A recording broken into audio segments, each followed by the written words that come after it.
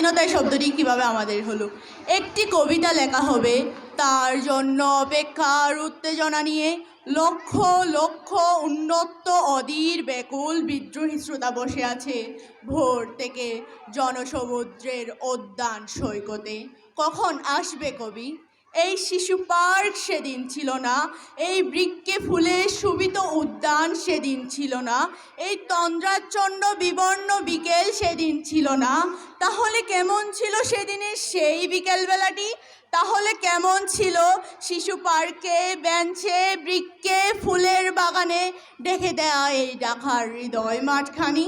জানি সেদিনের সব স্মৃতি মুছে দিতে হয়েছে উদ্যত কালো হাত।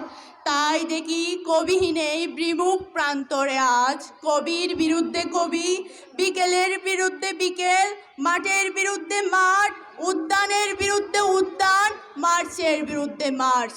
হে অনাগত শিশু, হে আগামী দিনের কবি, শিশু পার্কের রঙিন দোলনায় দোল খেতে খেতে তুমি একদিন সব জানতে পারবে।